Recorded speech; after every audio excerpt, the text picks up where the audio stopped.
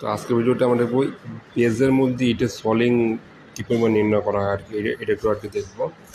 আমরা যে পুটিং করি, পুটিংয়ের যে বেজের মধ্যে হচ্ছে আমাদের যে সলিং করতে হয়। এখন সলিং করলে কী পরিমাণ একটা বেজের মধ্যে সলিং ইট লাগবে। আচ্ছা, আমরা এখানে দুইটা বেজ দেখতে পাচ্ছি, F1 এবং F2।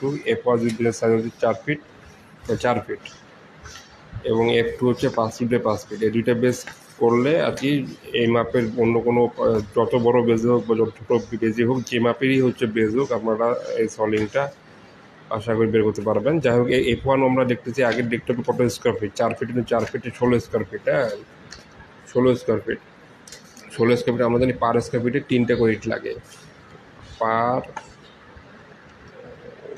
স্কোয়ার ফিটে 3 নোজ ইট লাগে সলিংয়ের ক্ষেত্রে। আমরা সলিংয়ের ক্ষেত্রে সলিংয়ে পার স্কোয়ার ফিটে 3টা করে ইট লাগে, তাহলে এত স্কোয়ার ফিটে 16 স্কোয়ার ফিটে 3টে লাগে 48। 48টা আর কি, তাহলে 48টা ইট লাগবে। এবং এই হচ্ছে F1 টাইপের হচ্ছে 4 প্রকার, 4টা আছে। F1 4 ধরনের আছে। F1 হচ্ছে 4 ধরনের আছে, আর F2 আছে এখানে হচ্ছে 6 ধরনের।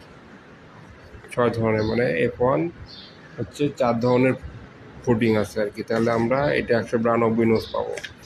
আচ্ছা, 92 পিস আর কি। F2 হচ্ছে সেম নিয়ম, 5 ফিট 5 ফিট। এটা যদি 5 স্কোয়ার ফিটে 3টা লাগে তাহলে 75। এবং 6 টাইপের আছে, F2 আছে 6 টাইপের, তাহলে আমরা পাচ্ছি 450টা। হ্যাঁ, তাহলে আমরা যদি এখানে টোটাল যদি করি আর কি, টোটাল যদি যোগ করি তাহলে আমরা 642টা আর কি ইট পাবো।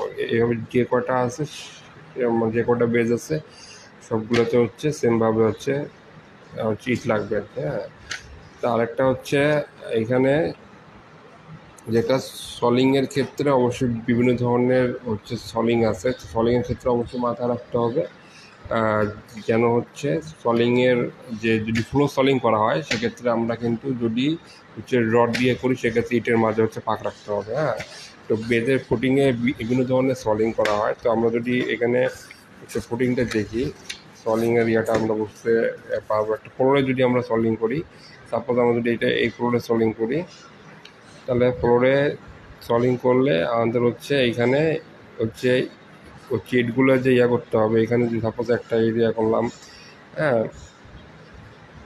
তারপর হচ্ছে এখানে একটা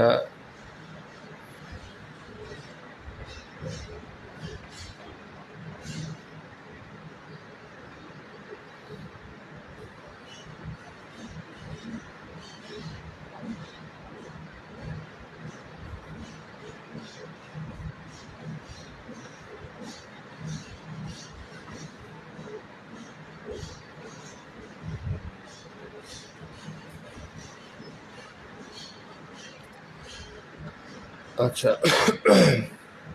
ফ্লোরে সলিং করলে এইভাবে প্রতিটা ইটের মাঝখানে এরকম গ্যাপ থাকবে। এই গ্যাপের মধ্যে হচ্ছে আমার হচ্ছে এভাবে হচ্ছে রড যাবে, এভাবে ফাঁক করে রাখতে হবে। এইভাবে হচ্ছে গ্যাপ রেখে এটা হচ্ছে রড দিয়ে তারপর কাস্টিং করতে হবে ফ্লোরে।